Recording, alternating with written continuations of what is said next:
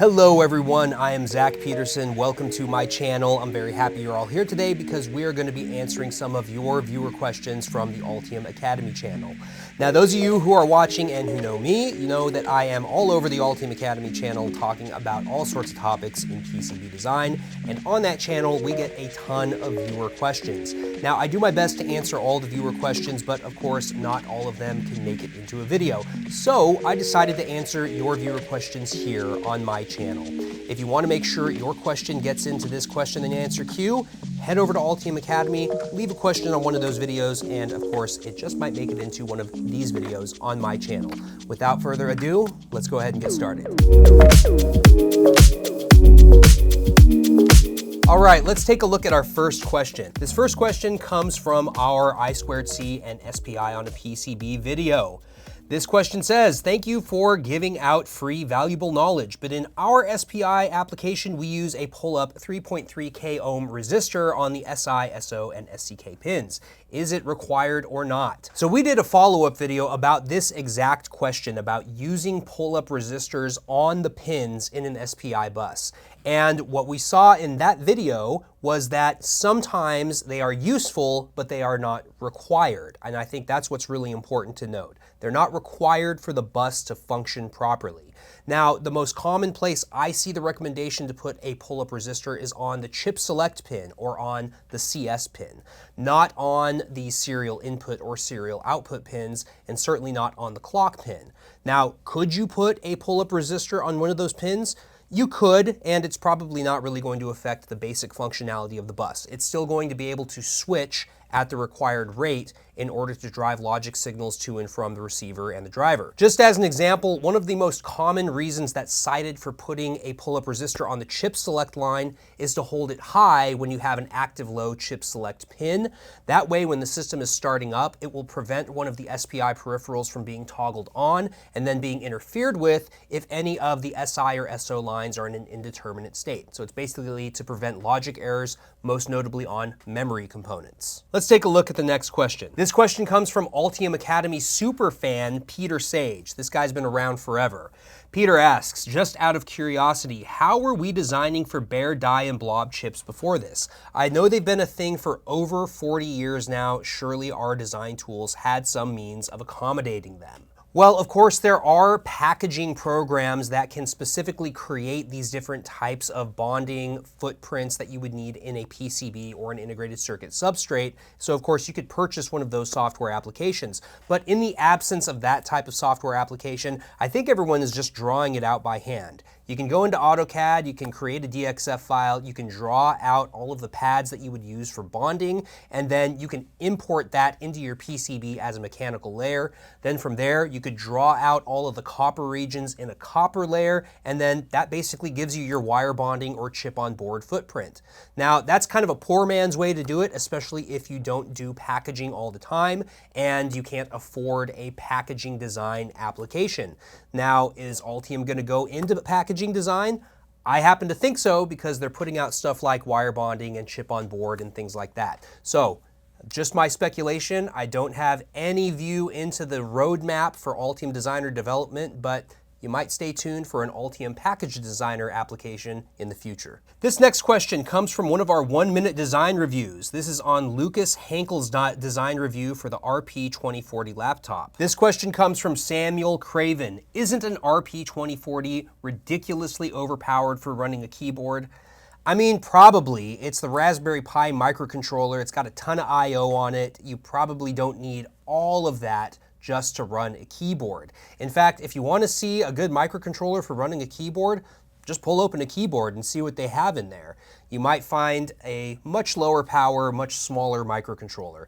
Now, as far as what is the best microcontroller, I really can't say. Of course, Lucas is free to choose whatever microcontroller he wants, but I think the reason he chose this particular microcontroller is because there's a lot of example projects out there that you could use to get started developing a piece of hardware with the RP2040. So consider giving it a shot, especially if you've never designed something like this before. You can find tons of application examples on GitHub that can help you get started. We have another question on this same video. And the question simply asks, DNI, question mark? DNI stands for do not install. It's something that you can insert into a schematic or put on one of your lines in your BOM, and it basically tells whoever is looking at the design not to install that particular part. It is sometimes used interchangeably with DNP, meaning do not populate, or DNM, which means do not mount. There are all sorts of different ways to write this. There's also the less commonly used DNF, for do not fit. Or you could even see DNA, I've seen this one time, which is do not assemble. So they all essentially mean the same thing. Don't put that part on the board during assembly. This next question comes from the Getting Started with 6-Layer PCB Stackups video.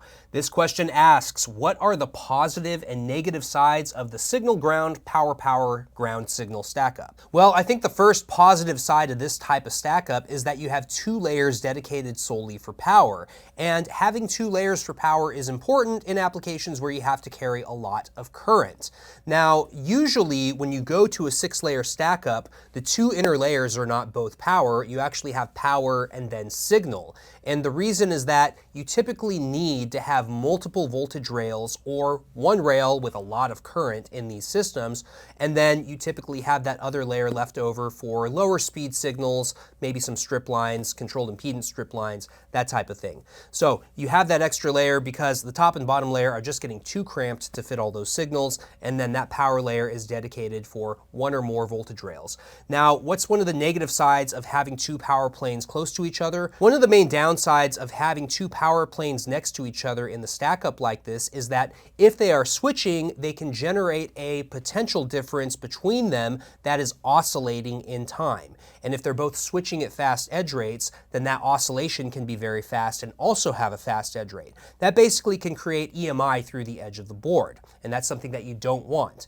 Now, this is not a common situation. Typically what you would do is just have one big DC plane that contains all of your DC current, and that could run at very high current. And then you might break out your rails, which individually are switching, and those individual switching rails can be in the same layer. And if you have them in the same layer, then they will have much lower capacitance with respect to each other. You have much weaker field between them that is then oscillating, and then much lower EMI. This next question comes from our power amplifier design project and the RF power amplifier video on the Altium Academy channel. Now, this is a really great question because it reflects a certain, I guess you could say, misconception about low decay materials used in PCBs.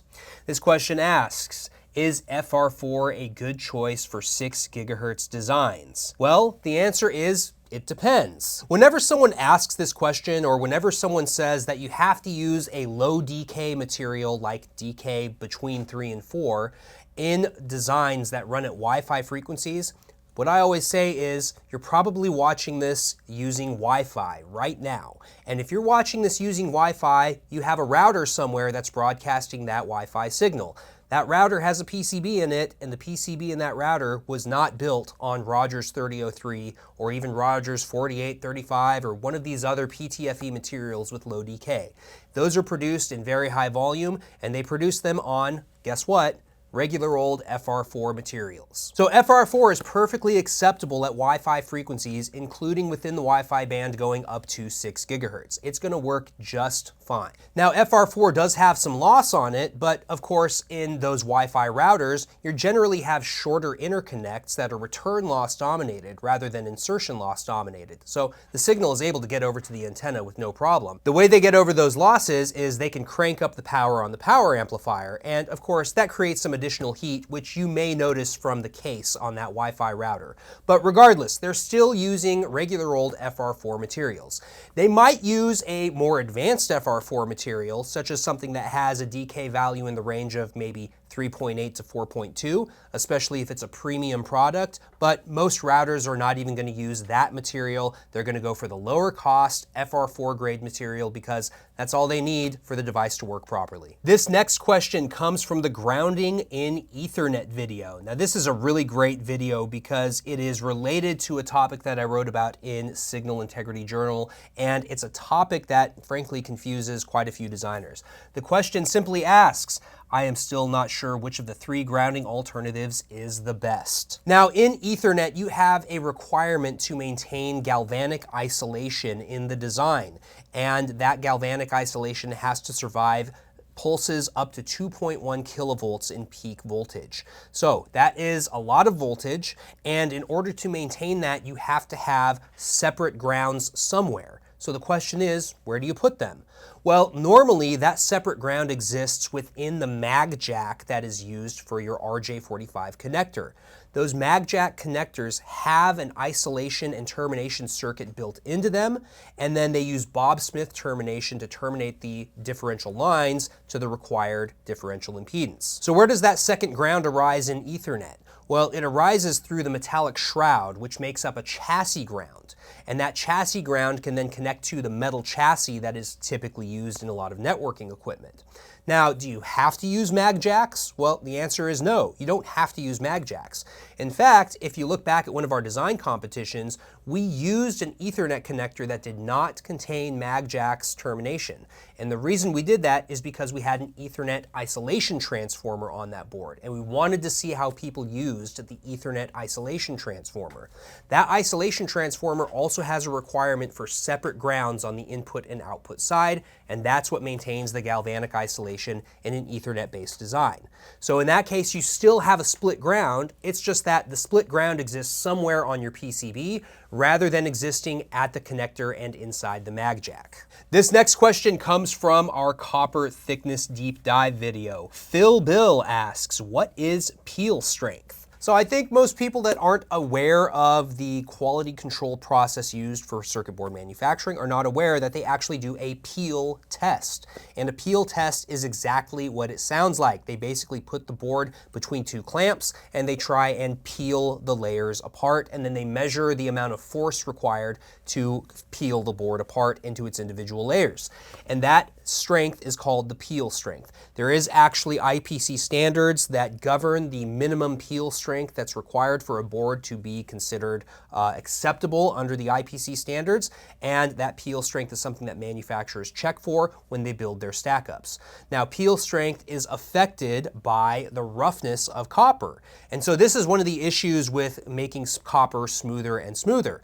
We like to have smoother copper at higher frequencies and at faster edge rates for digital systems. The problem is that it reduces the peel strength, and so you need to ensure that the peel strength is compensated by having stronger bonding between the dielectrics in your PCB stackup. As a designer, it's not really your job to ensure that you hit a specific peel strength limit. This isn't something that you calculate or anything. Really, it's your manufacturer's job to ensure that the stackup that they build for you is going to hit minimum peel strength requirements, even if you as a designer specify smooth copper. And for our last question, it wouldn't be a Zach Peterson video if I didn't say something about ferrites in a digital PDN.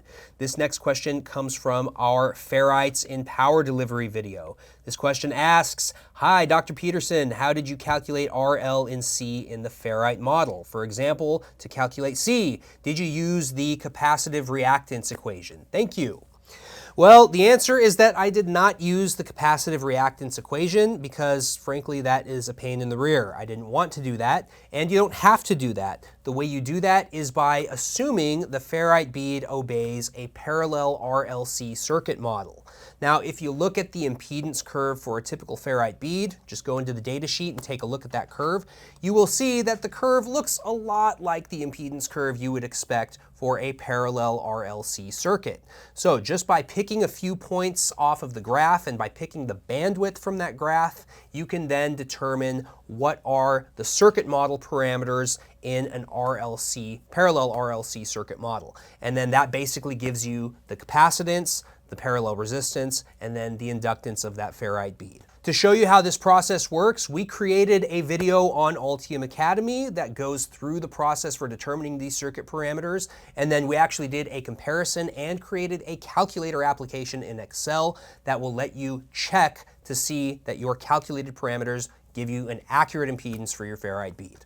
Thanks for watching this video, everybody. We get tons of questions and comments on the Altium Academy channel, and of course, if you ever have any questions or comments for me, you can leave them on any of the Altium Academy videos. We're going to keep doing videos for Altium Academy, and we're going to address specific viewer questions in some of those videos, but for all of the other viewer questions, I'm going to take them back here to my channel, and I'll do my best to answer all of them on video. Thanks for watching, everybody. Make sure to hit that subscribe button, hit the like button, both here and on Altium Academy, and I'll see you in the next video, everybody.